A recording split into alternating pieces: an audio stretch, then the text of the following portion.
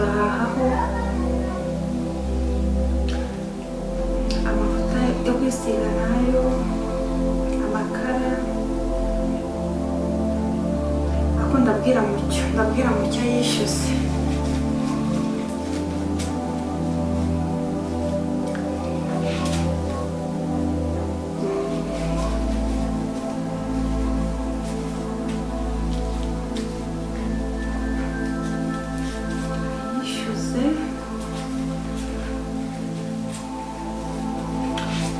Ibihumbi 30. Dushyira hano ibihumbi 30 bigahita bivamo ibyo dukeneye byose: kwishyura inzu, guhaha, amavuta yo kwisiga, amakara, biravamo ndabizi.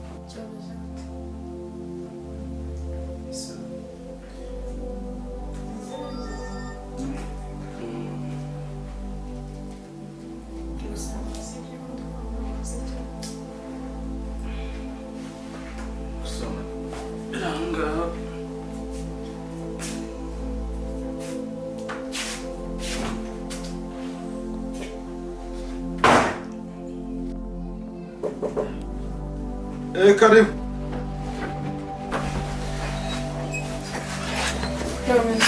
Isa. Keza ko nzindutse bite? Nyine Ntabwo uzi ko ngiye kujya ku ishuri. nanje gusaba amafaranga. Kuki? Nanje gusaba amafaranga. Ukoresha iki?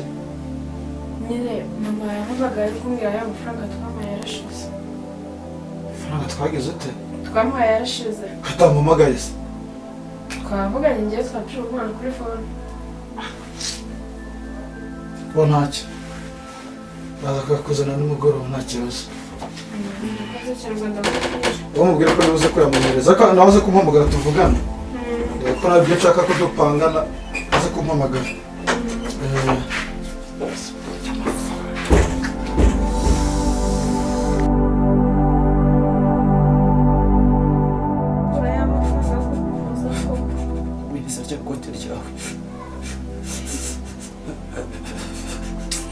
Reka njye kureba ko gisa n'agasasira bafite amafaranga bangu. Ndebe ko najya kukuvuza ko nabona umeze nabi. Mbiriza iki ni igiti cyawe. Urarembye pe. Oya, Musaza wanjye urarembye. kumva ndyamye mu ngungu. Harakonje cyangwa imvura iri kugwa. Sasa imvura iri kugwa.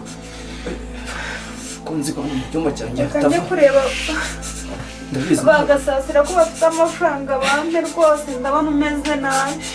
Ibyo ukora byose iki ni igiti.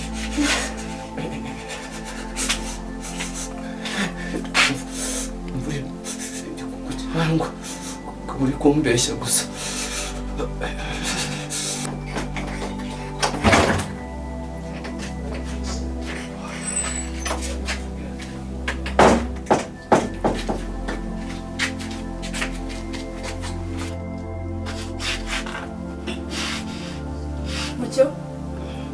Mucyo wambara ukihangana Kumva ntacyo nshaka. ukihangana Waretse kwigura kuko. ntabwo ndi kwigura mucyo.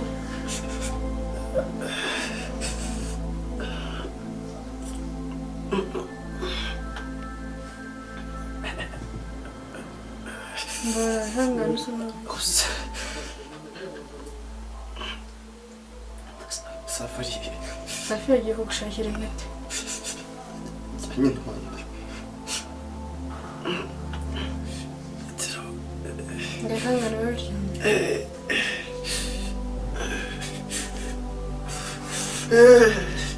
Yo